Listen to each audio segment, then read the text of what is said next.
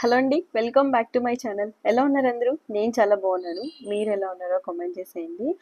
చాలా డేస్ అయిపోయింది videos post చేసి మీతో ఇలాగా మాట్లాడి. ఎలా జరుగుతుంది మీ ప్రిపరేషన్? కమెంట్ చేసేయండి. నా ప్రిపరేషన్కి అయితే ఈ మధ్య కొంచెం బ్రేకులు పడుతూ ఉన్నాయన్నమాట.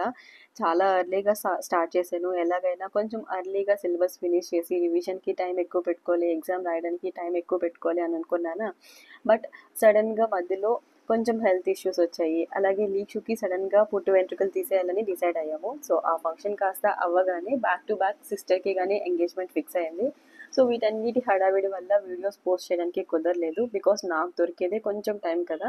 సో ఆ టైంలో కొంచెం సేపు చదువుకొని కొంచెం సేపు క్లాసెస్ చూసుకోవడానికి సరిపోతుంది. ఇంకా ఈ ఫంక్షన్ హడావిడి ఇవన్నిటిని మేనేజ్ చేసుకుంటూ కన్సిస్టెన్సీగా చదవడానికి కొంచెం ప్రాబ్లం అవుతుంది. బట్ మెయింటైన్ చేస్తున్నాను, ఎక్కడ ఫాల్ అవ్వకుండా. ఆ కన్సిస్టెన్సీ కొంచెమైనా ఆ రెగ్యులారిటీ ఉండాలి అనేసి. అండ్ లీక్షు ఇప్పుడు పెద్ద అవుతుంది కదా, సో చాలా తల తింటుంది అనమాట. నన్ను అస్సలు ఉండనియట్లేదు.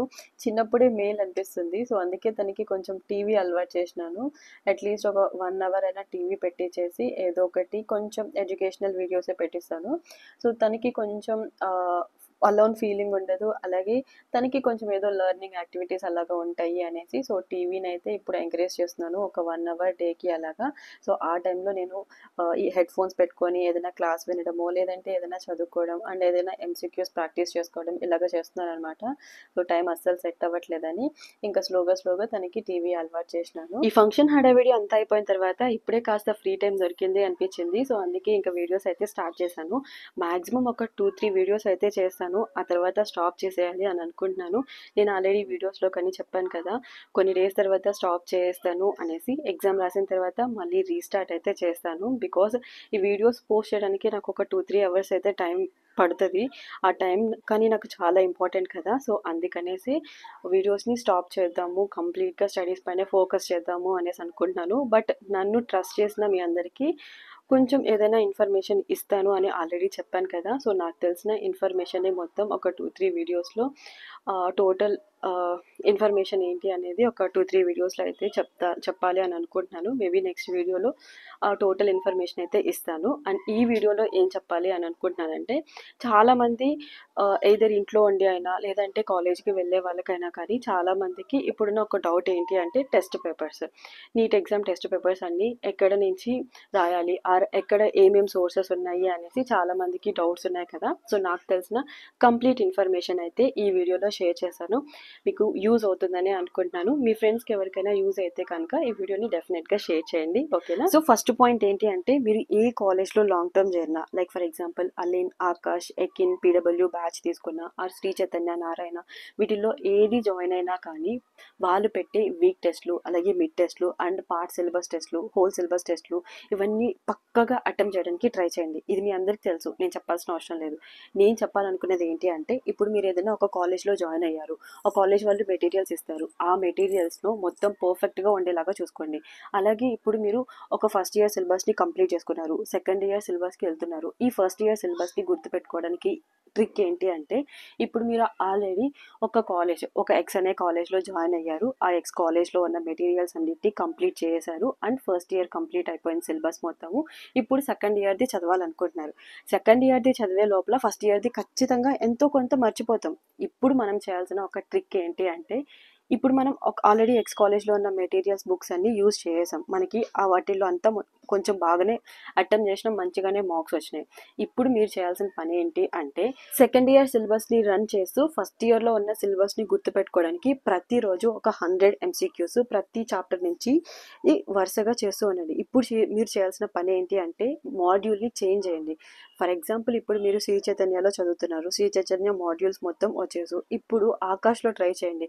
మాడ్యూల్స్ ఎక్కడ వక్క అంటారా, మ్యూచువల్ ఫ్రెండ్స్ ఎవరైనా ఉంటే తీసుకోండి. లేదు ఒకవేళ అది కూడా అవ్వట్లేదు అనుకుంటే, ఒకవేళ మీరు పీడబ్ల్యూ బ్యాచ్ తీసుకున్న ఎకిన్ మాడ్యూల్స్ వస్తాయి కదా. సో టెలిగ్రామ్లో సోర్సెస్ ఉన్నాయి, ఒకవేళ ఎకిన్ మాడ్యూల్స్ ట్రై చేయండి. లేదు అనుకుంటే అలెన్ మాడ్యూల్స్ ఉన్నాయి, టెలిగ్రామ్లో వీటన్నిటికీ సోర్సెస్ ఉన్నాయి. నేను ఆల్రెడీ మీకు ఈ సోర్సెస్ని ఎలా యూజ్ చేసుకోవాలో కానీ నేను చెప్పాను.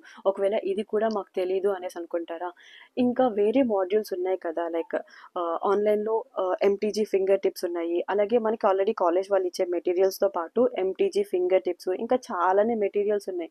బయాలజీకి ఒక్కటే కాదు, కెమిస్ట్రీకి, ఫిజిక్స్కి, వీటికి అన్ని సపరేట్గా మెటీరియల్స్ ఉన్నాయి కదా. కాలేజ్ వాళ్ళ యూజ్ చేసిన మెటీరియల్స్ కంప్లీట్ అవ్వగానే కొంచెం మన ర్యాంక్ని ఇంప్రూవ్ చేసుకోవడానికి కొంచెం హయ్యర్ మాడ్యూల్స్లో ఉన్న క్వశ్చన్స్ని ప్రాక్టీస్ చేయండి. సో ఓవరాల్గా నేను చెప్పేది ఏంటి అంటే, మనకి కాలేజ్ వాళ్ళు ఇచ్చిన ఆబ్జెక్టివ్ మెటీరియల్స్ కంప్లీట్ అవ్వగానే కొంచెం హయ్యర్గా వెళ్ళండి. లైక్ ఎంటీజీ ఫింగర్ టిప్స్ కానీ, సింగేజ్ కానివ్వండి, లేదంటే హెచ్ఎస్సి వర్మ ఇలాంటి బుక్స్ని ట్రై చేయండి. సో అప్పుడు మనకు అర్థమవుతుంది క్వశ్చన్ని ఏ బుక్లో ఎలాగా ఫ్రేమ్ చేశారు, ఎలాగా ఇస్తున్నారు అనేసి. ఓకేనా?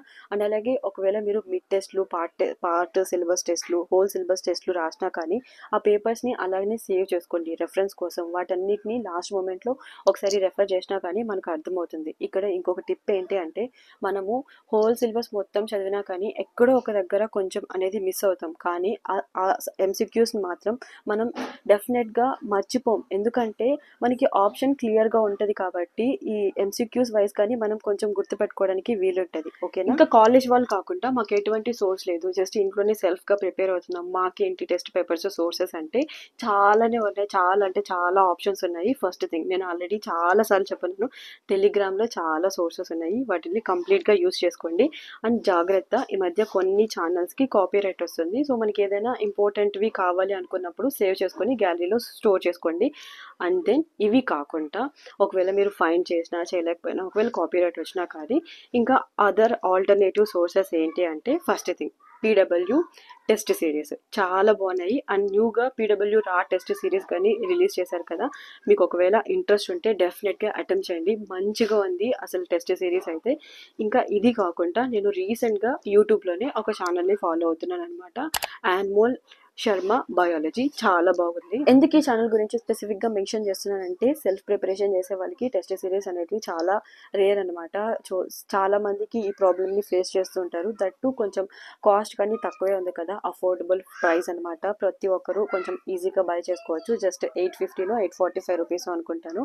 అండ్ ఎంసీక్యూస్ కానీ ఎన్సీఆర్టీ బేస్డ్ అనమాట. రివ్యూస్ కానీ చాలా బాగున్నాయి.